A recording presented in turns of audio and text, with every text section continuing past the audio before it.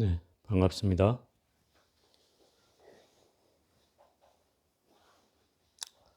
오늘은 70쪽 펴십시오. 성곽염 가지고 계신 분은 70쪽을 펴십시오. 전번 주에는 청정한 걸림없는 지혜는 선정에서 나온다고 하는 제목장을 했어요.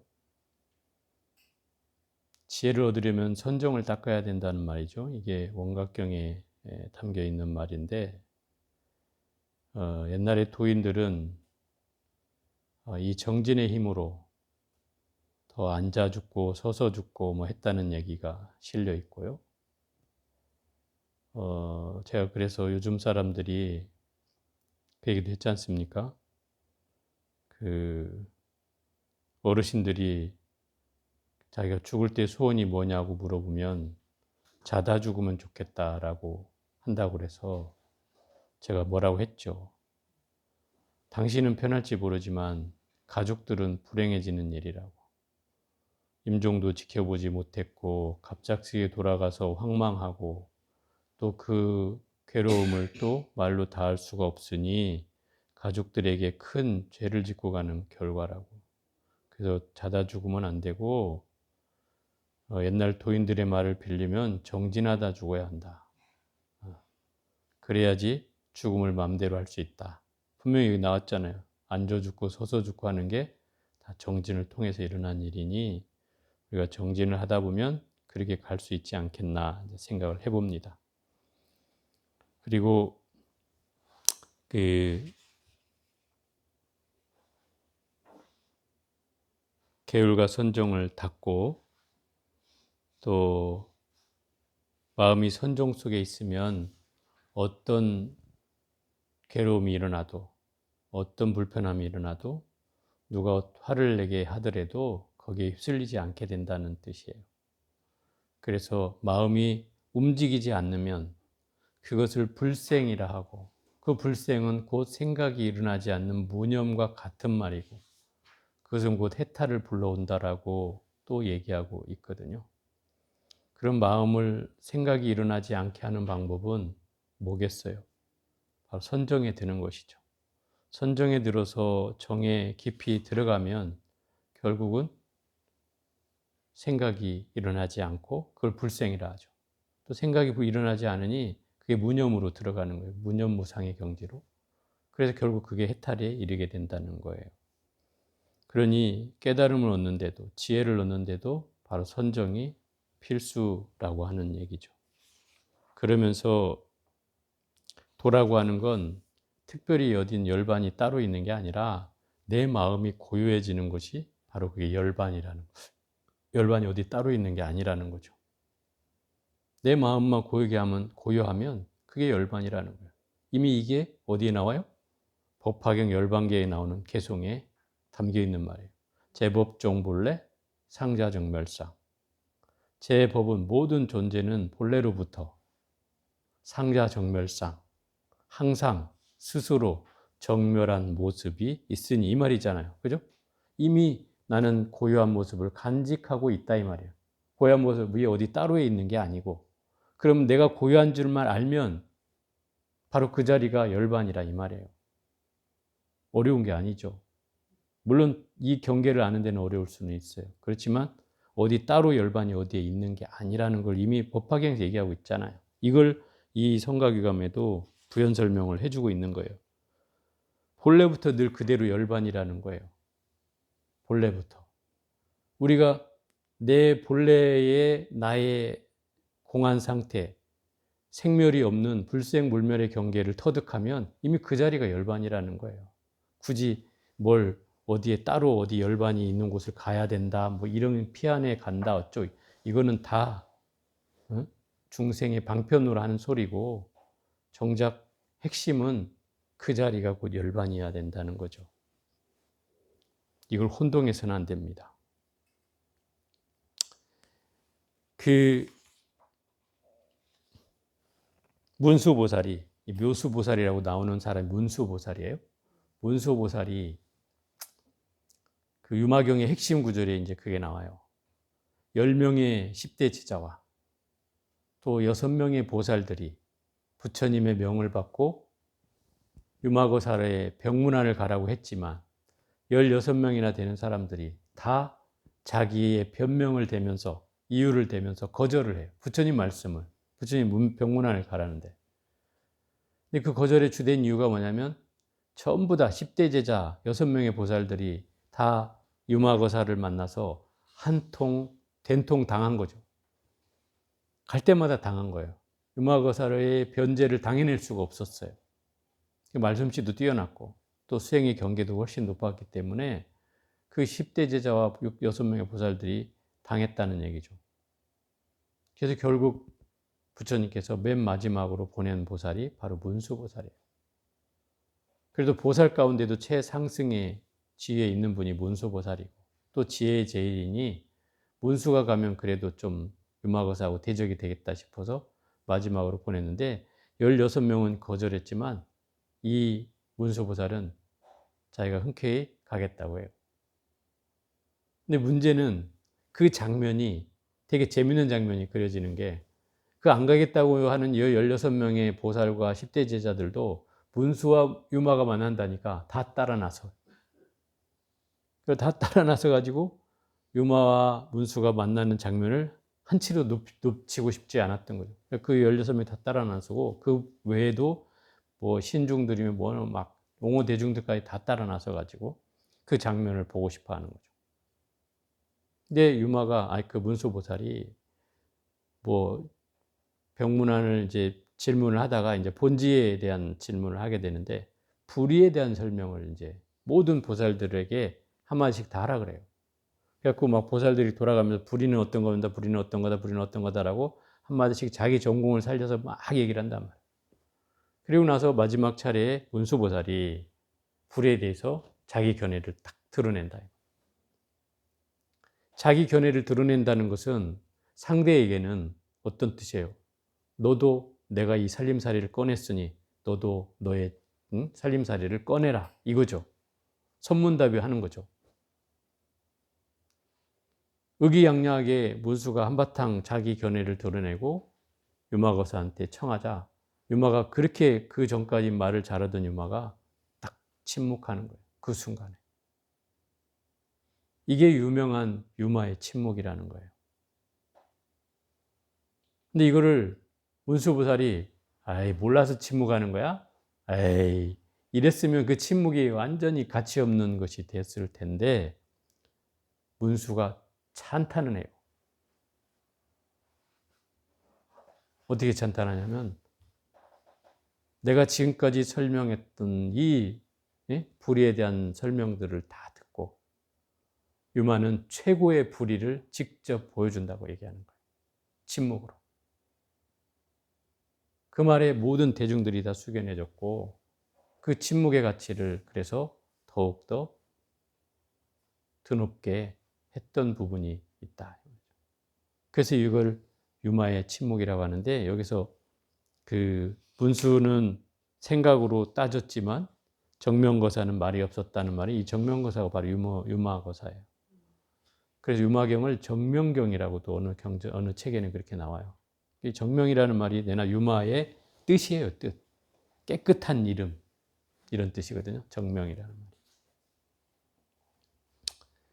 또 우리가 가난한 사람에게 보시를 할 때 조건이 동체대비를 가져라고 얘기를 했어요. 동체대비는 불교의 자비의 저변에 깔려있는 근본적인 사상이에요. 불교의 자비라고 얘기를 붙이려면 최소 거기에 동체대비라는 말이 붙어야 한다 이 말이에요. 동체대비는 어떤 뜻이냐면 너와 내가 똑같은 한 몸이라는 뜻이에요. 그래서 내가 아프면 너도 아프고 네가 아프면 나도 아프다는 거예요. 이게 유마가 한 유명한 내가 아픈 이유를 설명하라 하니까 유마가 이 얘기를 하잖아요. 중생이 아프니 내가 아프다. 이 얘기 하거든요. 그리고 그러면 병을 어떻게 해야 낫습니까? 문수가 물으니까 뭐라고 하냐면 중생의 병이 나오면 내 병이 낫는다. 이렇게 얘기를 하죠. 결국 이 얘기를 하는 것은 문수는 아니 유마거사는 꾀병이었어요. 실제 병은 아니었지만 이걸 설명한 이유가 뭐겠어요? 중생의 아픔이 곧 나의 아픔이라는 이 동체 대비야말로 모든 수행자의 근간이 돼야 된다는 뜻이죠. 그게 자비의 표상인 거예요. 그런 얘기를 하고 있는 거예요. 자, 47장을 한번 볼게요. 이거는 본문은 제가 읽을 테니까 한번 따라서 읽어볼까요? 보살님 책이 없으신 분은 제 하는 말을 잘 따라서 읽어보세요. 누가 와서 해롭게 하더라도 마음을 잘 단속하여 성을 내거나 원망하지 말라. 한 생각 성내는 데서 온갖 장애의 문이 열리느니라. 이걸 이제 풀어놓은 주에는 번뇌가 한량이 없으나 성내는 것보다 더한 것은 없다. 열반경에 창칼로 찌르거나 치료약을 발라주는 두 가지에 다 무심하라 하였으니 성내는 것은 찬구름 속에서 벼락이 일어남과 같은 것이다. 수행자가 마음을 잘 단속해서 핵심이 성을 내지 않아야 되는 거라 이 말이에요. 이게 대한민국에 살고 있는 모든 수행자에게는 정말 경책의 한마디라고 저는 생각이 듭니다. 물론 저 역시 포함해서 한마디라고 생각하는 이유가 뭐냐면 언제부터인지 모르지만 대한민국의 수행자들은 화를 잘 내요. 기본적으로. 아마 여러분들도 스님들을 많이 겪어보셨겠지만 화를 잘 내. 그 이유가 무엇일까를 가만히 거슬러 올라가다 보면 우리가 착각하고 있는 것이 옛날 우리가 조계종이라는 이 선종의 가풍으로 이 선맥으로 이어져 내려오면서 방할이라는 스승의 그 무서운 죽비경책이 있었어요. 방할은 뭐냐면 방은 몽둥이 방자고 할은 악 하고 소리 지르는 것을 할이라고 해요. 그럼 중생에게 법을 깨우칠 때 또는 제자에게 법을 깨우칠 때 어떤 경우에는 임재 방 덕산방 임재할이라고 해서 덕산 스님은 몽둥이를 쳤고 임재 스님은 소리를 쳐서 중생을 깨우쳤다, 제자를 깨우쳤단 말이에요. 근데 이것이 자칫 경책의 목소리로, 경책의 방법으로 남아있는 게 아니고 마치 후학들에게는 그것이 마치 중생을 꾸짖어도 된다는 당위성으로 남아서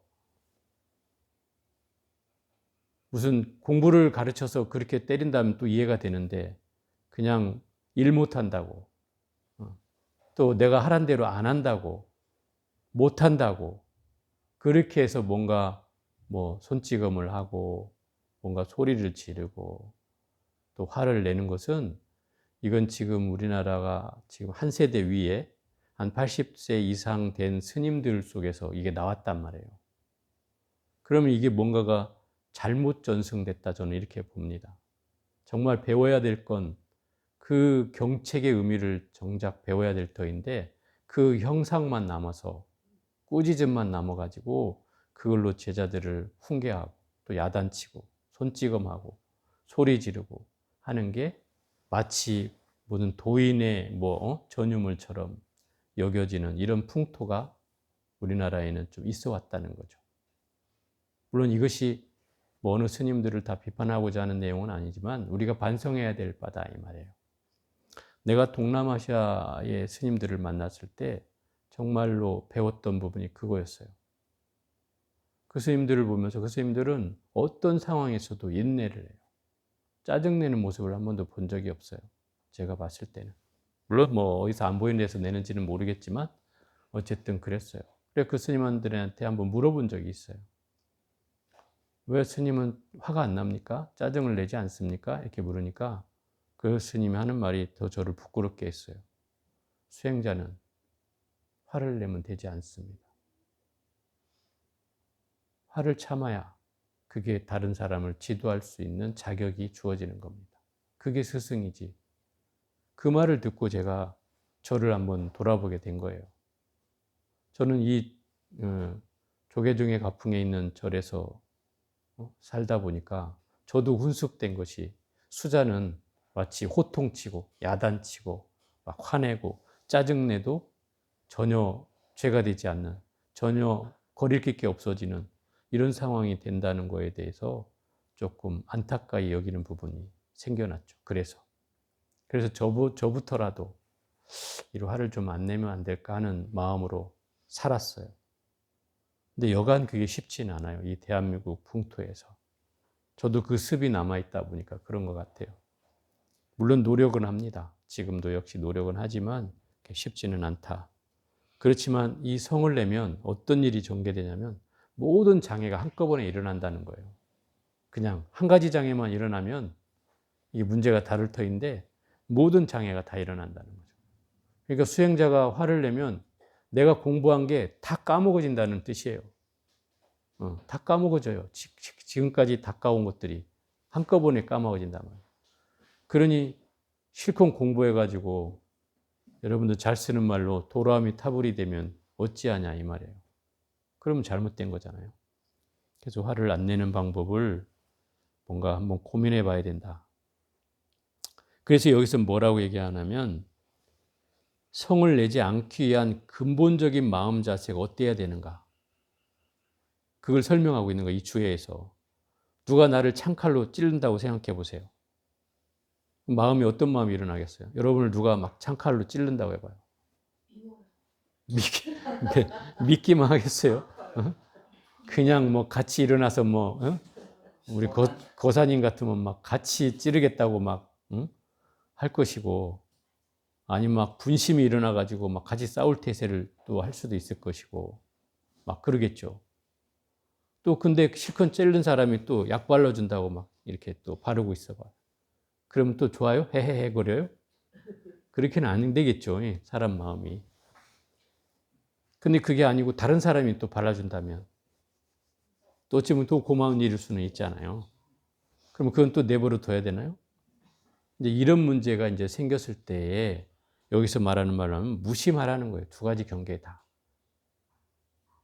누가 찔러도 이게 무심할 수 있나? 한번 생각해 볼 수 있는 부분인데 무심하라는 거예요. 또 나한테 약을 발라준다 하더라도 무심하라는 거예요. 무심하라는 건 뭐예요? 마음에 두지 말라는 거예요. 그러면 이 말은 이렇게 우리가 풀어볼 수 있죠. 나를 칭찬하든 나를 비난하든 그냥 걸리지 말라는 거예요. 무심하라는 거예요. 칭찬하든 비난하든 무심하라는 거예요. 이게 수행자의 경계라는 거예요. 왜? 수행자는 누구를 봐야 돼요? 나를 봐야죠, 나를. 그죠? 나를 봐야 돼. 내가 지금 깨달음을 얻는 게 나한테는 제일 중요한 일이고, 나를 집중하는 게, 나를 알아차리는 게 제일 중요한 일인데, 주변에서 나를 흐트러뜨린다 하더라도 그 경계를 놓치지 말라는 거죠. 그게 무심한 방법이죠. 근데 우리는 주변의 경계에 빨리 부안해동하고 거기에 막 내 마음이 흔들리는 가장 큰 이유는 내 마음을 보지 않으니까 그런 거예요. 중심이 내한테 있지 않아요. 누가 건드리면 휙 마음이 그 사람한테 가버린단 말이에요. 그러고 나니까 바로 반응이 일어나는 거죠. 네가 나를 지금 성질을 냈어? 한번 해보자고? 이러고 이제 같이 마음이 일어나는 거예요. 이미 마음이 끌려갔다는 뜻이죠. 나한테 집중돼 있으면 내 볼을 잡아 당기든 뭐 나를 뭐라 하든 말든 갖다 올렸다가 내리든 말든 전혀 신경 안 쓰는 거죠. 왜? 난 지금 내가 중요한 건 나를 바라보는 게 중요한 일이니까 거기에 중심이 잡혀 있으면 더 이상의 마음이 부안해동하지 않는다는 뜻이죠. 그걸 얘기를 하는 거예요. 그게 결국은 여기서 무심하라는 말의 핵심이죠. 그 얘기입니다. 자, 48장. 제가 본문을 읽을 테니까 따라 읽어보세요. 만약 참는 행실이 없다면 어떠한 보살행도 이루지 못하느니라. 이 주에에는 수행의 방법이 한량없지만 자비와 인욕이 근본이 된다. 그러므로 옛 여론이 이르셨다. 참는 마음이 환과 꿈 같다면 욕보는 현실은 거북의 털과 같도다. 수행자는 결국 자비와 인욕이 바탕이 돼야 된다는 거예요. 자비와 인욕이.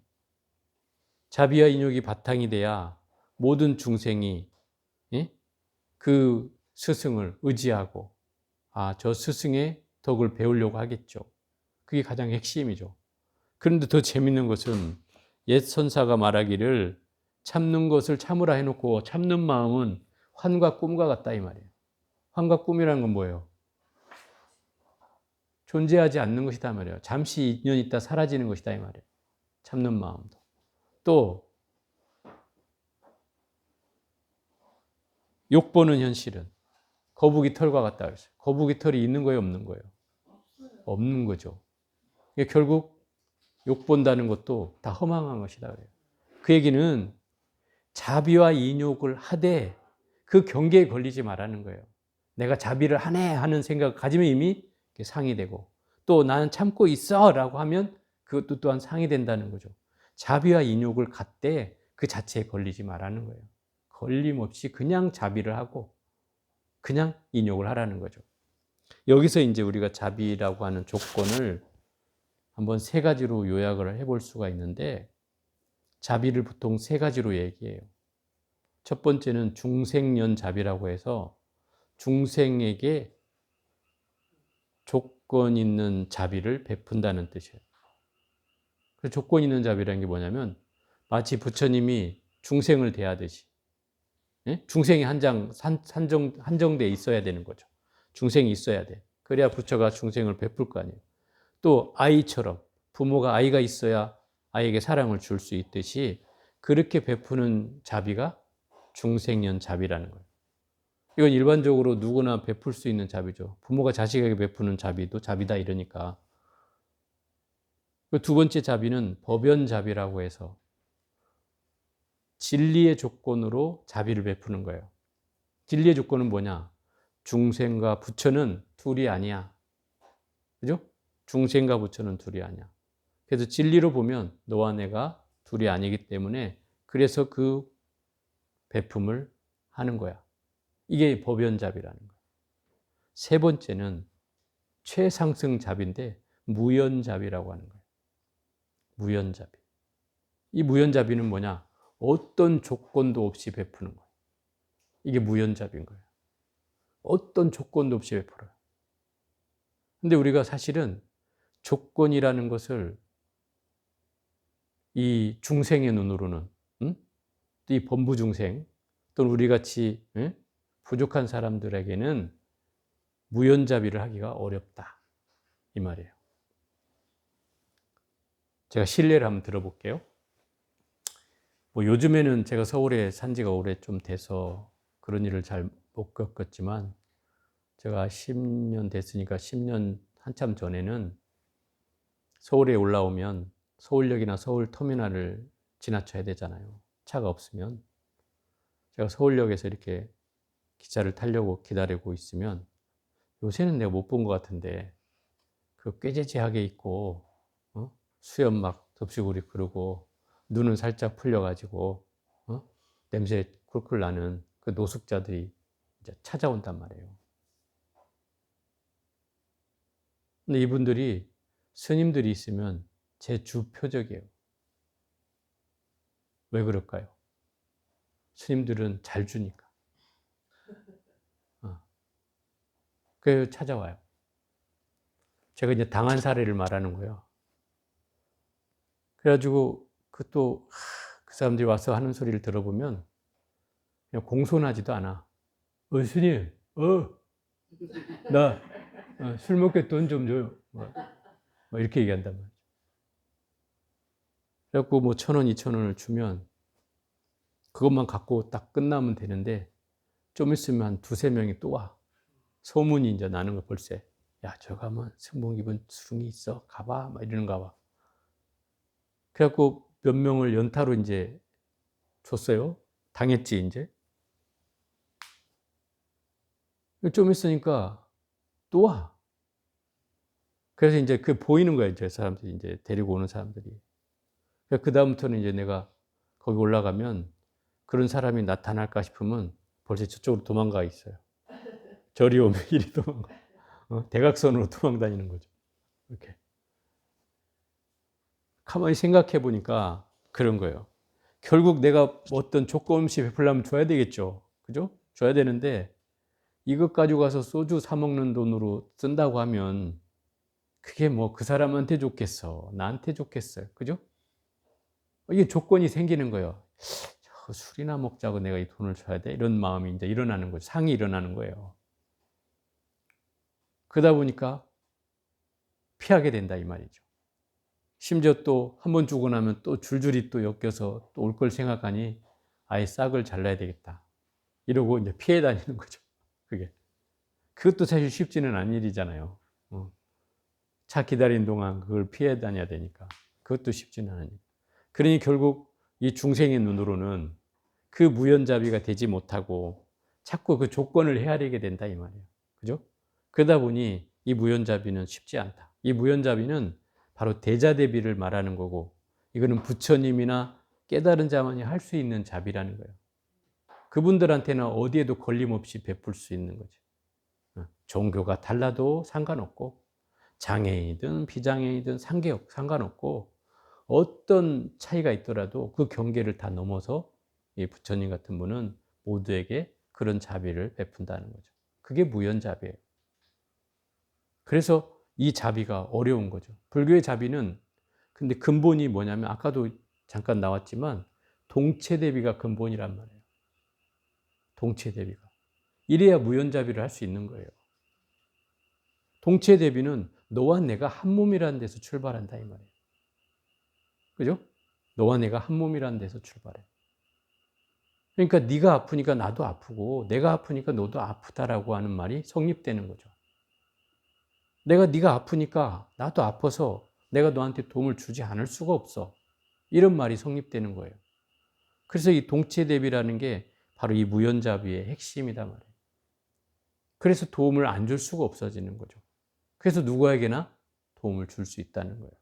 그게 비단 사람과 사람뿐만 아니라 사람과 다른 식물, 사람과 다른 미물, 사람과 무정물까지도 뭐 돌이나 나무, 뭐 바람, 자연까지도 다 나와 다르지 않은 동체 대비로 본다면 똑같아 이 말인 거죠.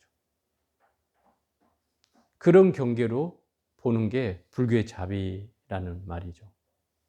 굉장히 불교가 심오해요. 그러니 이걸 실천해 본다는 것은 아까 제가 이렇게 얘기했지만 그런 경계로도 걸리는데 어떤 조건 없이 내가 자비를 베풀 수 있겠냐 이런 생각해 보면 한참 멀었죠. 그죠? 부족하다는 생각이 드는 거죠. 저도 연구하고 있어요. 어떻게 하면 정말 그 부처님의 자비 같은 이 마음을 베풀 수 있을까? 누구에게나 그걸 고민해 보고 있어요.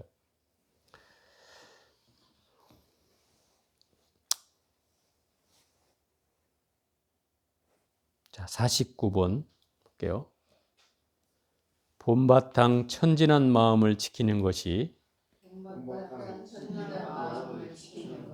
첫째가는 정진이라. 이 주해에 보면은 만약 정진할 생각을 일으킨다면 이는 망상이지 정진이 아니다. 그러므로 옛 어른이 이르시기를 망상내지 말아라 망상내지 말아라 한 것이다. 게으른 사람은 늘 뒤만 돌아보나니 이는 스스로를 포기한 사람이다.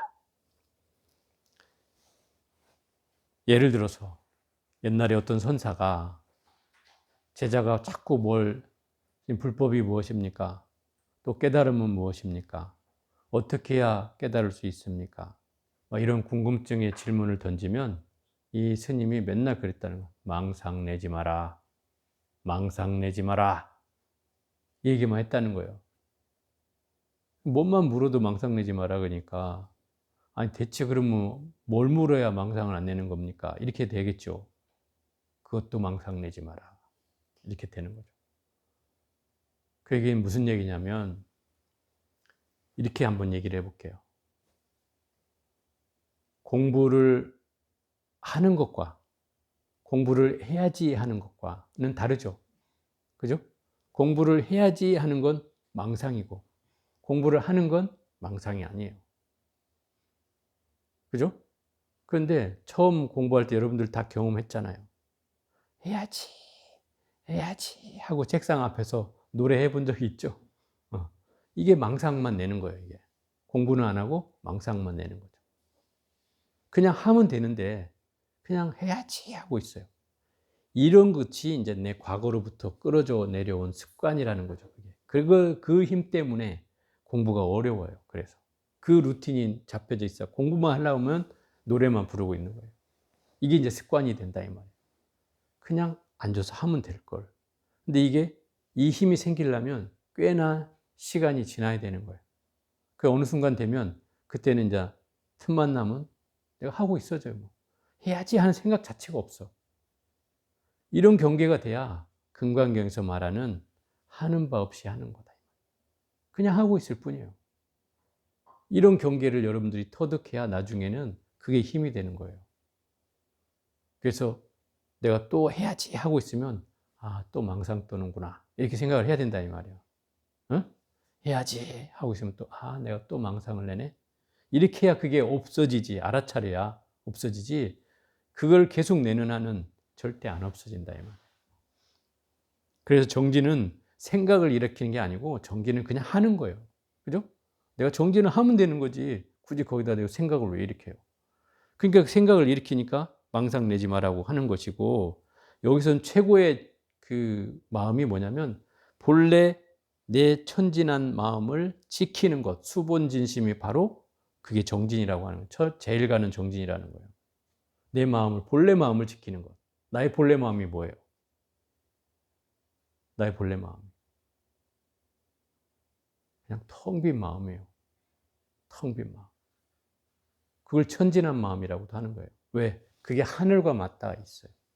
텅 빈 마음은 텅 비어 있기도 하지만 꽉 차 있기도 하다 이 말이에요. 우리 하늘 봐요. 하늘. 하늘은 텅 비었죠. 구름이 끼지 않고 하늘만 보이면 텅 비어 있는 거예요. 그런데 그 하늘은 가득 차 있다고도 하잖아요. 뭐로 가득 차 있어요? 공기로 가득 찼잖아요. 그래서 공이라는 말을 표현할 때, 불교에서 공이라는 말을 표현할 때 옛날 법정 스님은 이걸 텅 빈 충만이라고 했다 이 말이에요. 텅 비어 있기도 하지만 가득 차 있기도 하다 이 말이에요. 이게 중복적 함의를 가지고 있는 거다 이 말이에요. 두 가지 의미를 가지고 있다 이 말이죠. 마치 하늘도 텅 비어 있으나 꽉 차 있는 것처럼 이 본래 나의 마음도 텅 비어 있지만 꽉 차 있다 이 말이에요. 그걸 얘기하고 있는 거예요. 그 마음을 지키는 것이 뭐다? 그게 제일 가는 정진이다. 그럼 어디 가서 내가 다른 마음을 얻으려고 할 게 아니라 나의 본래 마음을 지키는 게 그게 제일 가는 정진이라는 거예요.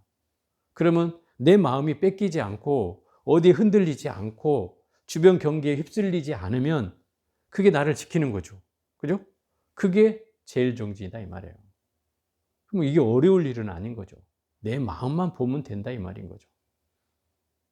자꾸 주변 경계에 끄달리지 말고 내 마음만 보라 이 말인 거예요.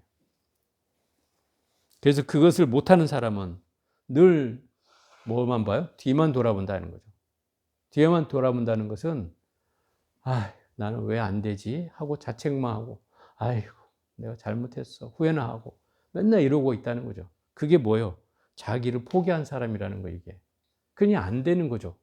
포기라는 건 결국 무기력해진다는 뜻이고 자꾸 다운되는 것이고 자꾸 깔아앉는 거죠. 그러니까 결국 할 의지가 자꾸 떨어지는 거예요. 그래서 안 된다. 자꾸 나 자책하거나 후회하거나 이러지 말고 제가 늘 현재를 알아차리라고 하잖아요. 지금 이 순간을 알아차려라. 내가 공부 안 했구나. 뭐 하면 되고. 망상 피웠구나. 망상 내려놓으면 되고. 그죠? 그렇게 쉽게 접근하면 이 공부가 어려운 공부는 아니란 말이에요.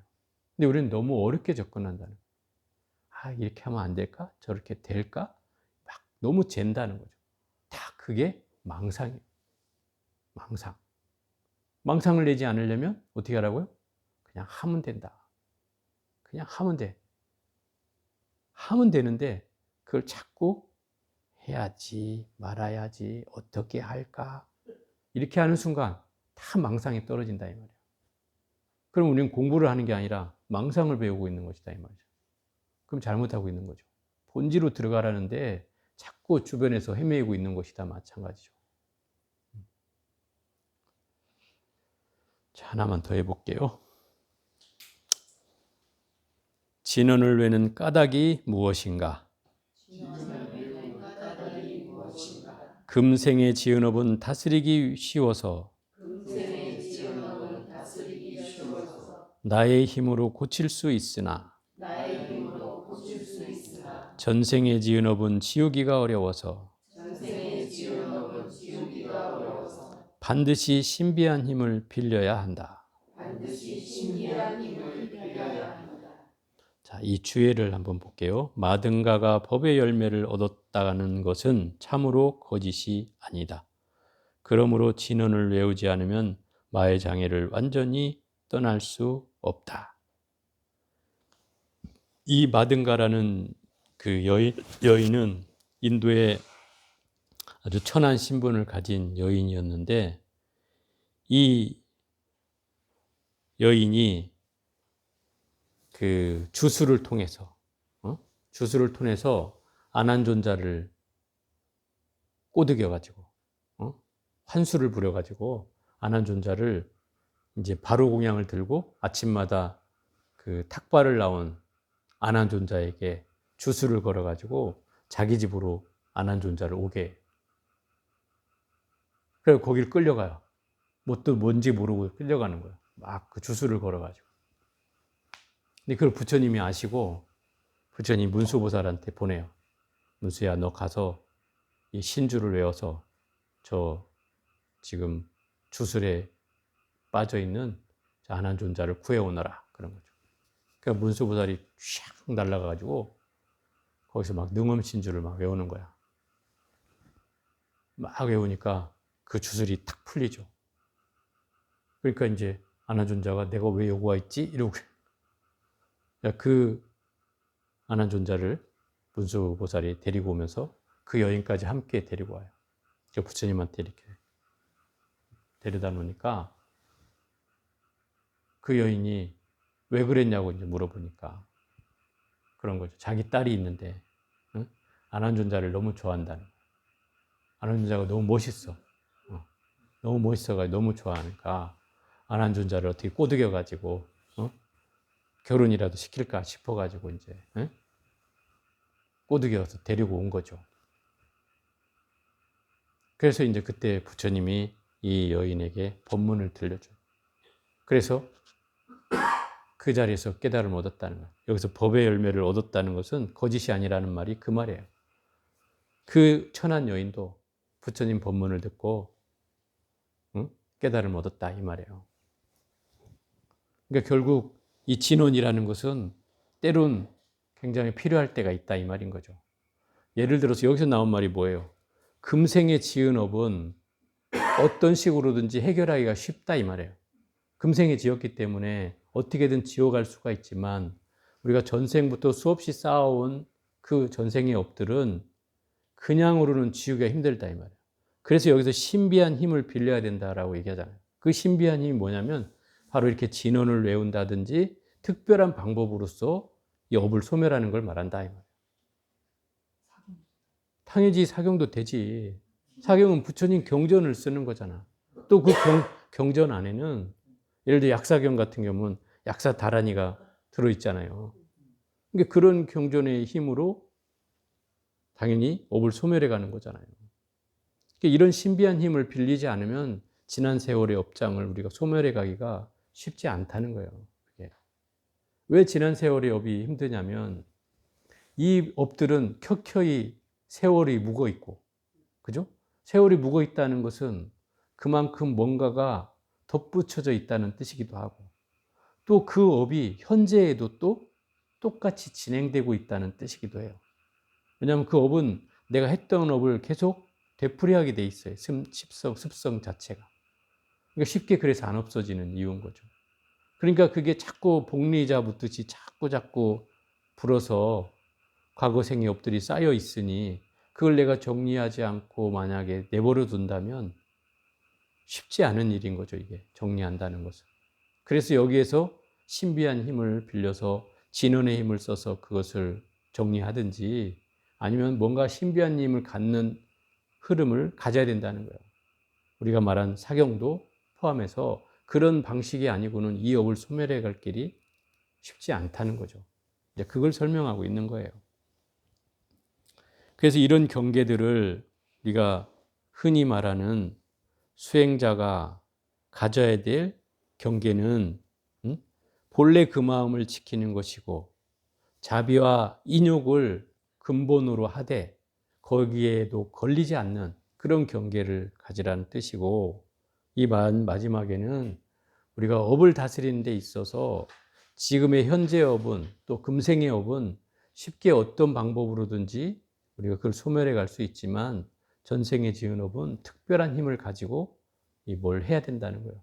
진원의 힘으로 다스리든지 그것도 안 되면 그 신비한 힘을 가지고 있는 경전을 사경하든지 하는 방법으로 끊임없이 이걸 해야 이 업들이 소멸된다는 거예요. 또 만약에 선방에 있는 스님들의 힘으로 얘기한다면 도통을 해서 내 목숨을 걸고 정진해서 그 경계를 확 넘어버리면 그럴 때 또 업장도 소멸이 되긴 해요. 그렇게 하지 않으면 그냥 정진만 한다고 업이 사라지진 않는다는 거죠. 조금은 녹아들일지 몰라도 정진만 한다고 해서 그 업이 사라지진 않아요. 그렇기 때문에 우리가 그 업을 따로 닦지 않으면 공부를 해나기가 쉽지 않다는 것이고, 그렇지 않으면 결국 장애만이 나를 계속 가로막아서 오히려 공부하기가 더 어려워진다 이 말이에요. 제가 늘 하는 말이 그거였어요. 저도 20년을 선방에 살았고 그 20년에 살았던 것을 제가 부끄럽게 고백하는 것은 그때는 제가 뭘 모르고 처음에는 한 철만 될 줄 알고 산 게 한 철, 두 철 하다 보니 거의 20여 년 가까이를 다녔다 이 말이에요. 그런데 왜 그게 부끄러운 고백이냐면 누구도 무엇이 잘못됐는지를 가르쳐주지 않았다 이 말이에요. 물론 내가 참다운 스승을 못 만난 복이었는지는 모르겠지만 결국 어른 스님이나 부참 스님한테 물어보면 너가 신심이 부족해서 그래. 또 죽을 만큼 안 해서 그래. 하는 말만 들었다 이 말이에요. 나는 정말 신심이 없는 줄 알았고 내가 죽을 만큼 안 해서 그런 줄 알았어요. 그런데 내가 10년 전에 이 공부를 만나고 나서 열심히 예경하고 사경하고 강경하고 정진하고를 하기 시작하게 되면서 그 사실을 알게 된 거예요. 몰랐을 때는 그 정진만 하면 다 되는 줄 알았더니 정작 내가 이 공부를 하면서 내가 업장을 소멸한다든지 이 공덕을 쌓는 일을 하지 않았다는 걸 알게 된 거죠. 그래서 나한테 이 장애가 한 발짝도 공부의 경계가 깊어지지 않았다는 걸 알게 된 거예요. 그래서 제가 그때부터 열심히 사경하고 강경하고를 하고 딱 1년이 되었을 때 처음 삼매 비슷한 체험을 했다는 거예요. 처음으로. 그 경계를 내가 지금도 잊지 않는 것은 그게 처음이었기 때문에 잊지 않는 거예요. 물론 그 이후로는 그 경계를 수도 없이 맛봤죠. 그리고 그 경계보다 더 깊은 경계를 수도 없이 들어갔어요. 한 번 들어가는 게 어렵지 한 번 들어가면 계속 들어가는 건 쉬웠어요. 그래서 제가 여러분한테 이 공부를 자신 있게 얘기하는 이유예요. 뭐 자신 있게까지는 아니라도 여러분한테 꼭 해보라고 하는 이유이다 이 말이에요. 공부를 더 쉽게 하기 위한 방법이에요. 그래서 해보라고 하는 거예요. 그러니까 특별한 방법이란 저는 그거였어요. 강경하고 사경하고 예경하고. 제가 20년 선방에 살면서 제가 17살 때 천수경을 외웠던 사람이지만 싹 잊어버렸어요. 20년 살면서. 선방에는 우리 처음 시작할 때 죽비치고 예불하듯이 목탁치고 예불도 안 해요. 지신규명례도 안 해. 그냥 딱 3번 절하면 끝이야. 가사 있고 3번 절하면 바로 정진이에요. 하루 종일 그것만 한다. 정진만. 그러니 뭐 경전을 배우겠어요? 뭐 기도를 할 줄 알겠어요? 반야신경도 다 까먹었어. 20년을 사는 동안. 이게 완전 바보가 되는 거예요. 세상엔 바보가 되는 거예요. 그러니 내가 어디 나와가지고 도반절에 가서 초파일 날 좀 있으려고 하니까 이거 사시예불도 못 해주는 거야. 도망 나와요. 창피해서. 다 반여신경도 못 하는데 뭘 해줄 수가 있어요. 20년을 살았다는 놈이 아무것도 할 수 없는 바보가 된 거야. 근데 사실 마음 공부하는 사람들은 그래야 마음 공부를 할 수 있다 그래. 바보가 되어야 한다는 거야. 왜? 그래야 딴짓을 안 한다는 거지. 내가 만약 연불도 잘하고 법문도 잘하고 하면 또 그런 경계로 쫓아갈 거 아니에요. 공부 안 하고. 그러니까 선방 다닐 때는 정말 바보처럼 살았어요. 아무것도 할 줄 몰랐어요. 제가 뭐 법문을 안 해봤겠어요. 연불을 안 해봤겠어요. 다 해봤지만 할 수 있지만 그 공부하느라고 그걸 다 놔버리니까 나중에 정말 내가 바보가 돼가더라고요.